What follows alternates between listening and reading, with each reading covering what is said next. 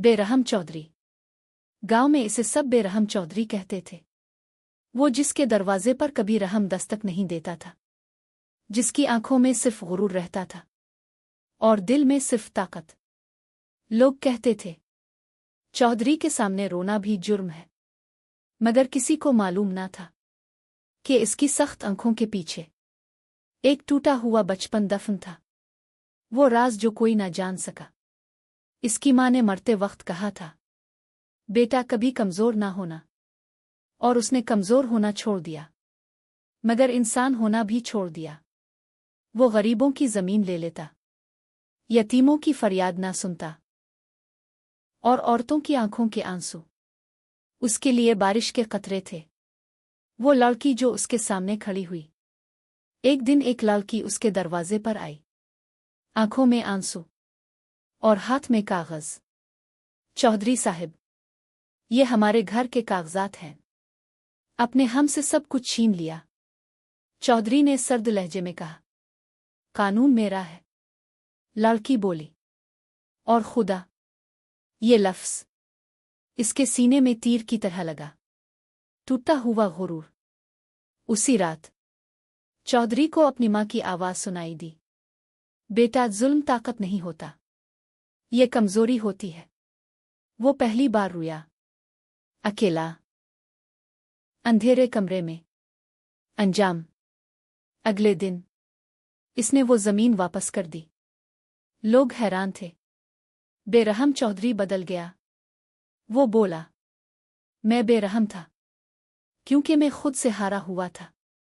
जो दूसरों पर जुल्म करता है वो असल में अपने जख्म छुपा रहा होता है, और जो एक आंसू समझ ले वो सबसे बड़ा फातेह होता है।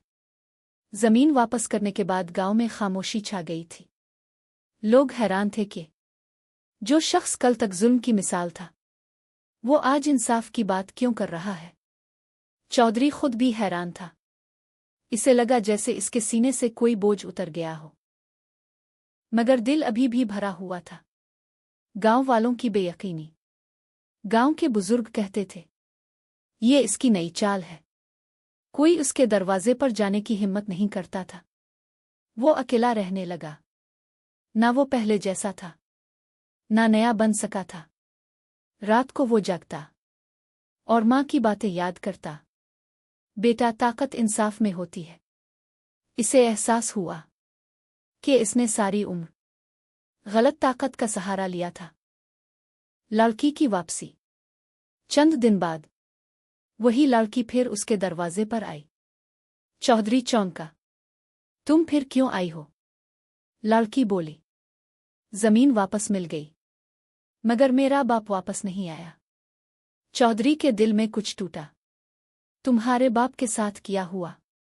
वो रोते हुए बोली, जब अपने हमारी जमीन ली तो वो सदमे में बीमार पड़ गया, और फिर लफ्ज़ खत्म हो गए। आंखों से आंसू बोलने लगे। चौधरी की आंखें झक गईं। अंदर का टूटना। वो पहली बार समझा कि जुल्म सिर्फ जमीन नहीं छीनता, जिंदगियां भी ले जाता है। वो बोला, मैंने तुम्हारे बाप को नहीं मारा, मगर मैं इसकी मौत का सबब बना हूं। लड़की ने कहा, अपने हमें जिंदा रहने की वजह भी दी और मरने की भी। ये जुमला इसके दिल पर नक्श हो गया। तौबा का रास्ता।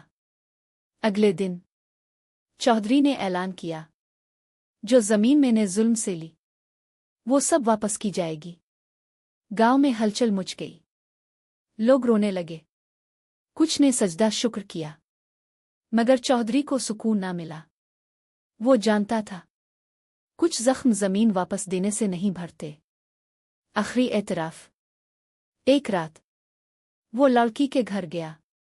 दरवाजे पर जाकर बोला, मैं तुम्हारे बाप को वापस नहीं ला सकता, मगर अपनी सारी जिंदगी तुम्हारा हक लौटाने में लगा दूंगा। लड़की ने आंखें उठाईं। अगर आप बदल गए हैं तो ये सबसे बड़ी सजा है जो खुदा ने आपको दी है। चौधरी ने सर झुका लिया।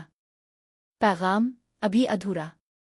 इंसाफ करने वाला बनना आसान है, मगर जुल्म के बाद इंसान बनना سب سے مشکل کام ہے۔